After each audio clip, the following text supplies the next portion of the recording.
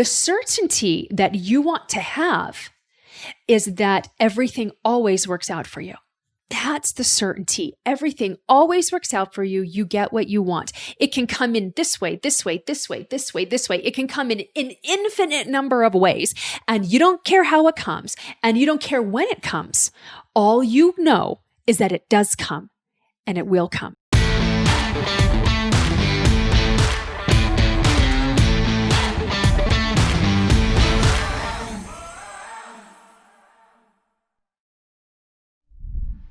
Hello, prosperity seekers, and welcome to another episode of the Prosperity Approach podcast.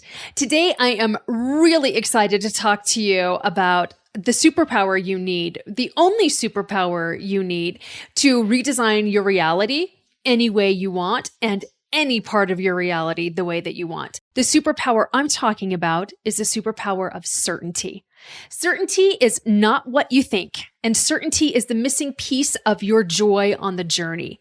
Stay with me to the end because you're going to leave this episode feeling more confident to redesign or uplevel your life than ever before. So when we were in that financial freefall for a couple of years, and I was doing everything that I could, right around August of 2018, when I started letting go of things, we actually had an opportunity to speak at a conference. And it was a hefty financial investment. And the way that it was presented to me was there would be 500 people in that audience, my ideal clients in that audience. It was a high ticket conference, meaning they were paying between $500 and $1,000 to attend this 3-day conference. They wanted me to sell a high ticket program off the stage, and I got to keep all of the proceeds. So I started doing the math in my head. If I sold a $2,000 program and there were 500 people and I had a 10% conversion rate, this would solve all of our financial problems. Like that's all we needed was that one thing.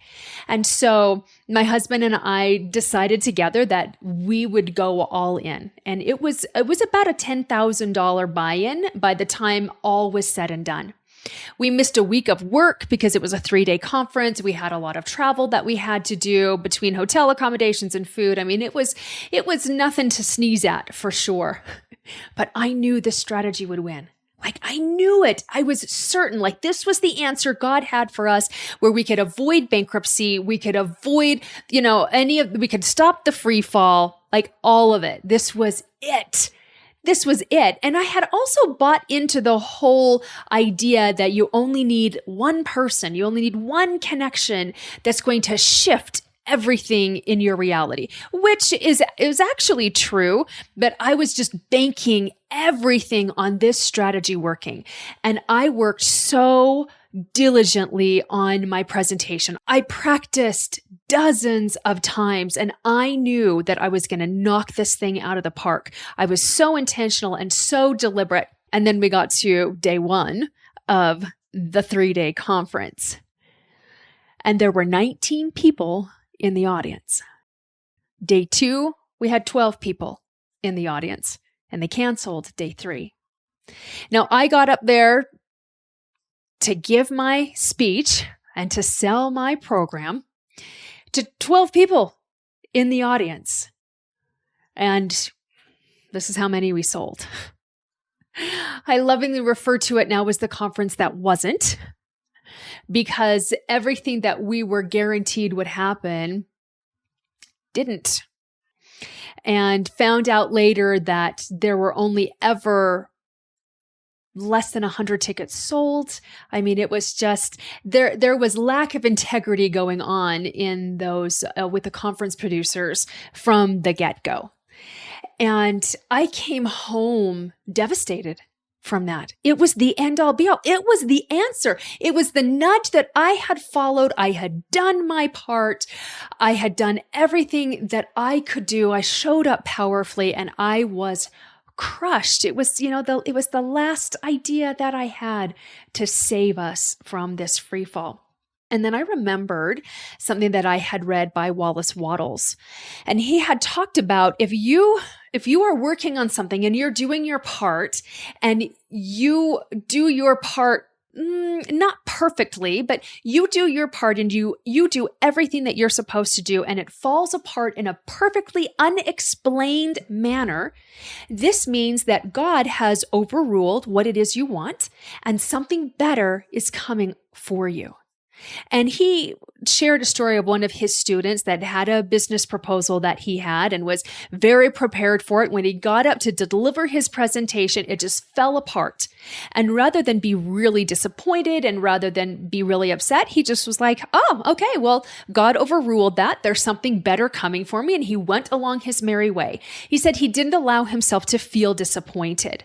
And within a couple of weeks, another opportunity came in that was so much better than that original opportunity. He never would have taken it in the first place. So that came to me as I was lying in bed sobbing, and I thought, okay, hold on here.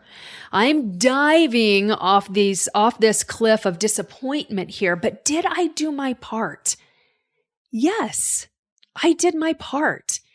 Did I follow what I thought was a prompting and inspiration? Yes, I did.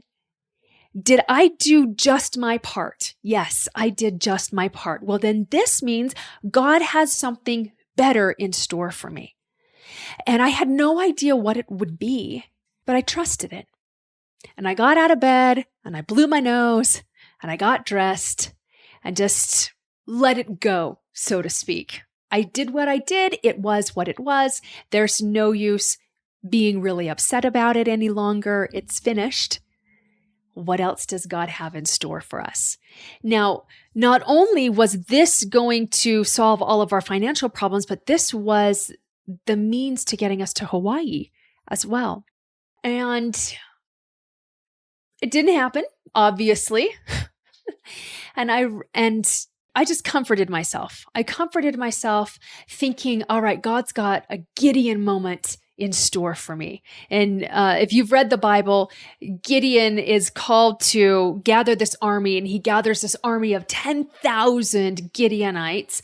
And God says, no, that army is too big. You need to cut it down. So he whittles it down and whittles it down and whittles it down until there's only 300 soldiers left in this army. And he's going up against this huge nation.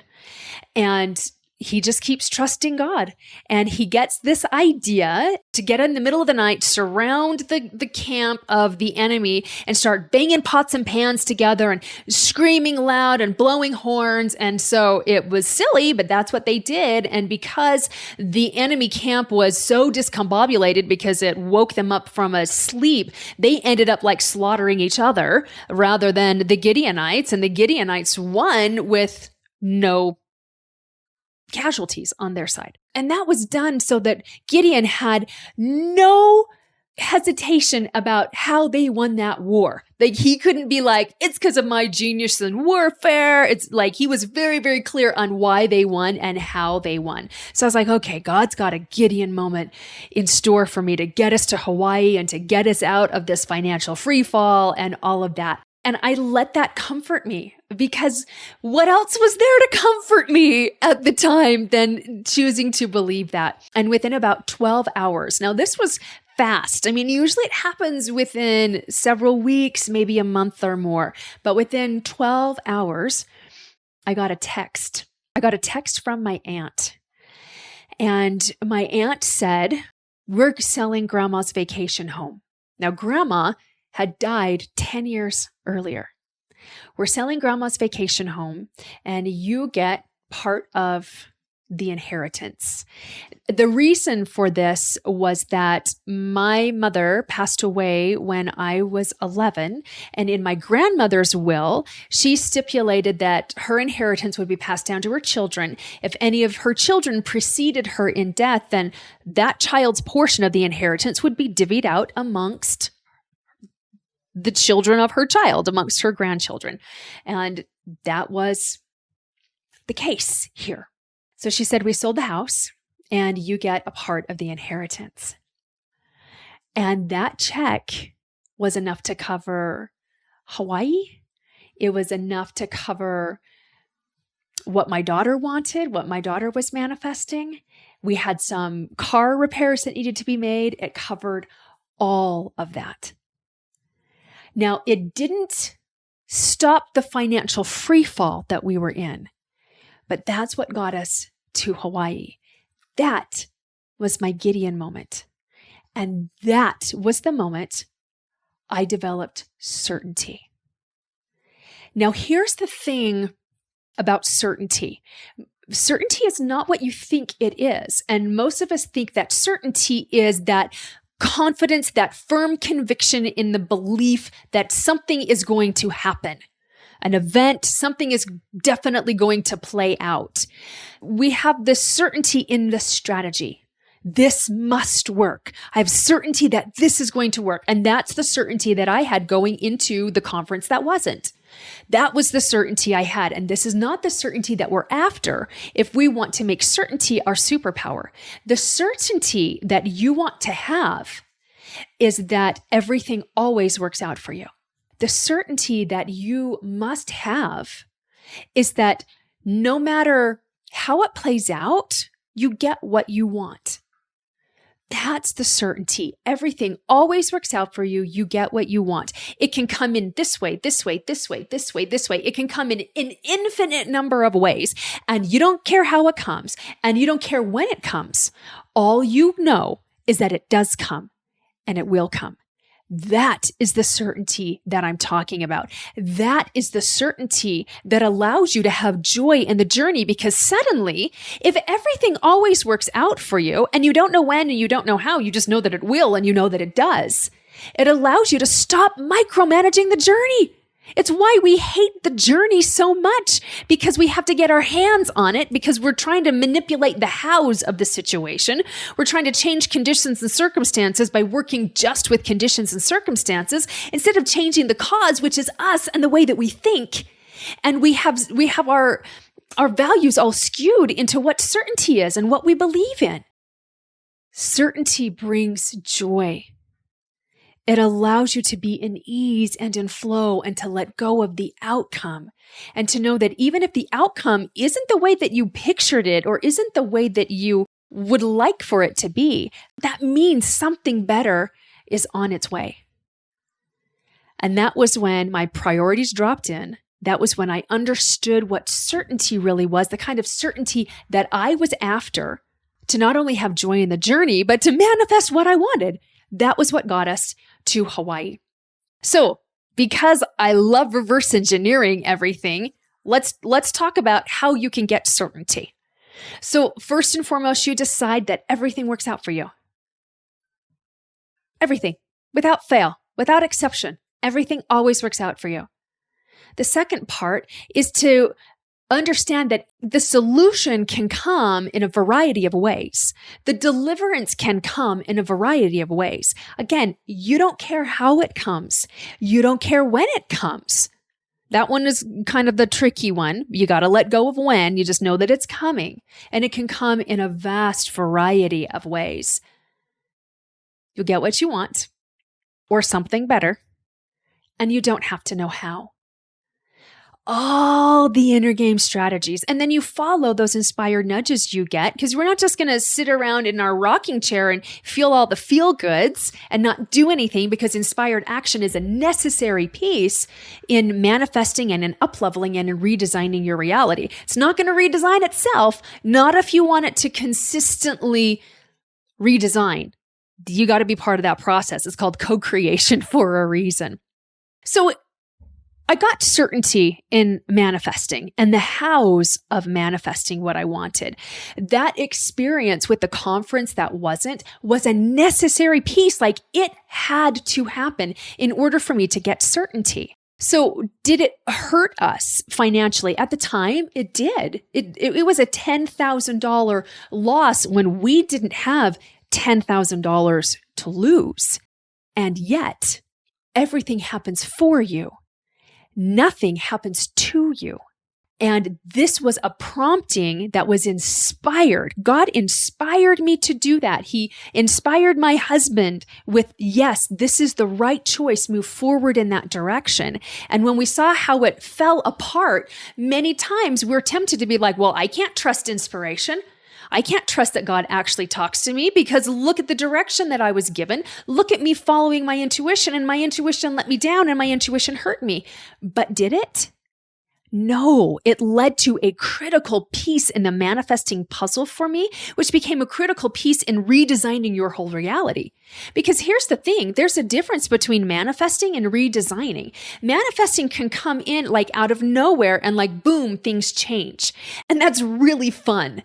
But if you want things to consistently change, if you want your money to come in on a consistent basis, if you want to have consistently good health, if you want to have consistent soul-filled relationships and a consistent relationship with God, that requires a higher level of mastery than just like manifesting this, with things just popping in out of nowhere. It's where you start, but the mastery is that next level of manifesting where you really can redesign every part of your reality that you feel like needs a redesign.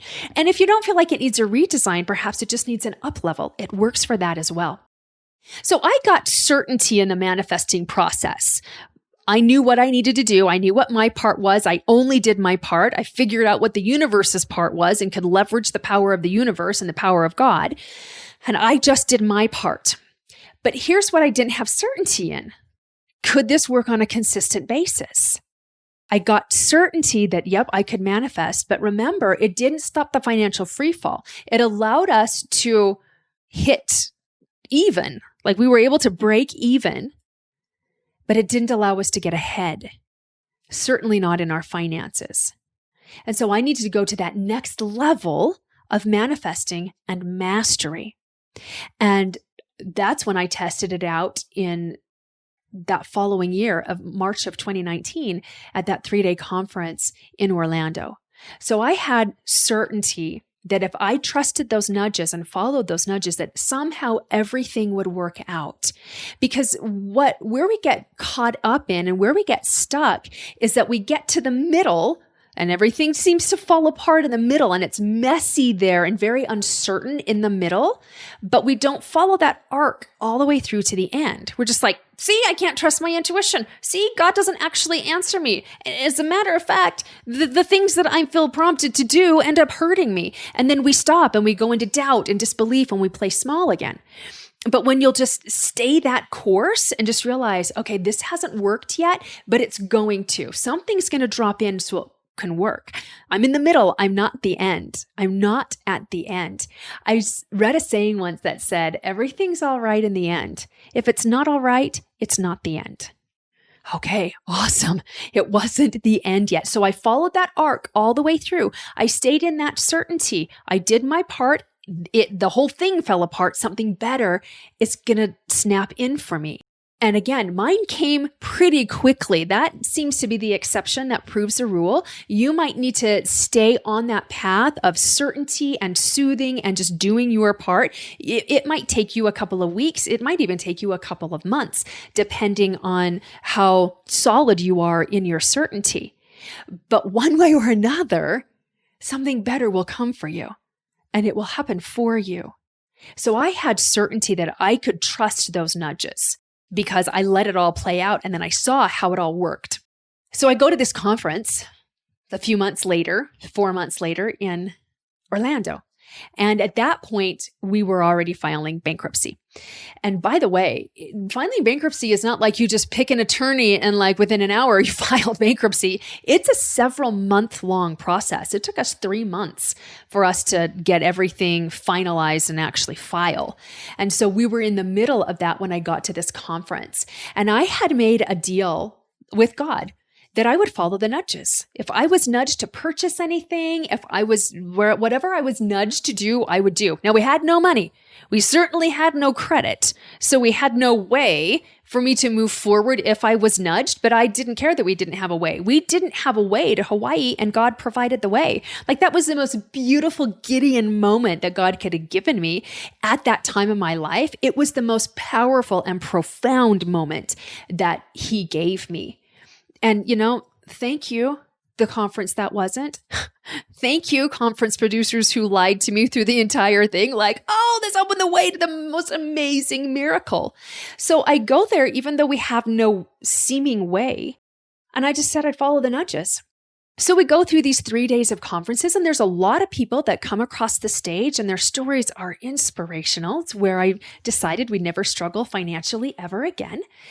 And we got to the third day, and I hadn't felt nudged to purchase anybody's program, not even the producer of the event. He had this big, huge program that was going to solve all of my problems. And I was like, well, this is interesting. I could see where this could be beneficial for me and for my business, but I don't feel nudged toward it. I don't feel my heart beating faster. I don't feel like tapping on my shoulder, like that spiritual tapping on my shoulder. I don't feel like my stomach twisting and like excitement, but kind of anxiety. I didn't have any butt clenching moments. It was just all very cerebral, quite honestly. So I get to that third day and I'm like, this is interesting. I'm going to get out of this conference without having spent anything. And again, sometimes we go to conferences or seminars with this like folded arms, like, you're not going to get a red cent out of me, right? I'm not going to buy what you're selling. And then other times we're just like, I'll take whatever anybody is offering, right? So I wasn't in either of those positions. I was just like, I'm going to follow the nudges and this is interesting. This is interesting. I'm going to get out of here without having spent anything. And then the last speaker of the conference showed up, came across that stage. And she started talking. And she was electrifying. I was magnetized to her. She spoke to my heart. She was vulnerable. She was honest. She was transparent. And I started feeling the nudge. I started feeling those whisperings. Now, the whisperings to me come in my own voice. They come softly. It comes in my own vocabulary, but it sounded like this. That's your next coach. You need to work with her. You need what she has to offer. So my heart starts beating a little bit faster. My stomach starts twisting just a little bit. And I'm like, okay, that's fair. Let's see what she has to offer. Whatever she has to offer, I'll go for it. Now, I was under the impression that all of the guest speakers were offering right around the same price point. And up until then, everybody had offered between $1,000 and $1,500 for their programs. And even though, we didn't have a whole lot of money, I figured, I can scrape together $1,000 or $1,500. If I have to donate plasma, I'll donate plasma. If I have to, work overtime, I will do whatever it takes. I will do whatever is required for me to purchase her program, but it shouldn't be that big of a deal based on what everybody else was offering. Oh, nay. God wanted me to grow and he wanted me to stretch, and I was ready for that next level of stretch. And she rolled out her offer, and it was a 2-day retreat, group retreat for $3,500. And that did not include travel, food, or accommodations. Now, thankfully, it was in California, and I live in Utah, so airfare wouldn't be that much. But it was a $4,000 investment when all was said and done. And you want to talk butt clenching? You want to talk stomach twisting? I was like, I don't even know how we're going to do that. And yet, that's what I was instructed to do. Whatever she offers, say yes to it. I need it. I'm ready for it. So I took that order form. I filled it out. I had no credit cards. I put my debit card number on there. I marched back to her table, slapped it down in front of her, and I was like, you need to give me a couple of weeks to get the money for this. Now, her retreat wasn't for several months, and so I knew I had a little bit of time. But I was like, I don't know how I'm going to do this. We have a little bit of money, but I am going to be there because I had certainty that I could trust my intuition and I could follow those nudges, and God would provide a way and give me a Gideon moment if that's what was required. And within 2 weeks, we had the money because I was so committed to being there because I trusted that nudge now. That's the gift that certainty gives you. I knew that I could trust this nudge. I knew something amazing and miraculous would come of it. And I had no idea how to get there, but I also knew that I would be nudged into bringing in more money. And I was. And I didn't donate plasma, though that would have been easier at the time, but it certainly didn't lend to my growth. I was asked to do things that made me feel uncomfortable. At that time, my business was in ruins and I hated sales and I hated reaching out to people. And that was exactly what I was told to do. But I trusted it. And I let it be awkward until it was elegant. I let it feel uncomfortable until it wasn't. I let it just kind of fall out of my mouth. And people were saying yes to working with me. And I was getting easy wins. And suddenly we had the money to be able to go. And that led into bigger miracles and bigger leaps and led to quantum leaps in very real and very practical ways. So start where you are. Know that everything always works out for you, that the solution can come in a variety of ways, and God knows what is best for you, what is going to lend to your greatest growth, and what will dazzle you the most, what will bring you the most joy. And so if your way doesn't quite mesh with God's way, and it doesn't work out in the way that you envision it, stay on that path. Stay in that certainty and know down to your cells that this just means something better is headed for you in ways that will dazzle and delight you. I hope that this was helpful. I hope that this was valuable. But of course, I am all about anchoring in these teachings in a very real way. So pull up the Notes app on your phone or pull out a piece of paper and start looking at all of the ways that God shows up in your life, especially the small ways. Where do you see angel kisses or heaven's kisses or God's fingerprints on your life? Is it in a blue sky? Is it in comfort from a friend when you need comfort, a random text that somebody sends you? Is it from a message on a billboard or a bumper sticker or hearing a song just randomly come across the radio, or a meme that shows up on your desktop? Those are all ways that heaven communicates with you to let you know that you're not alone, that you can trust in God and trust in heaven and trust in the unseen.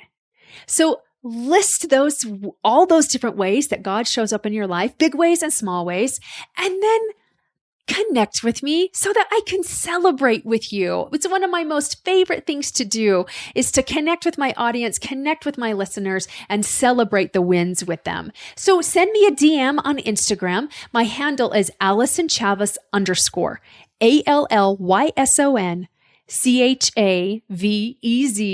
_ Drop me a DM. Let's celebrate together.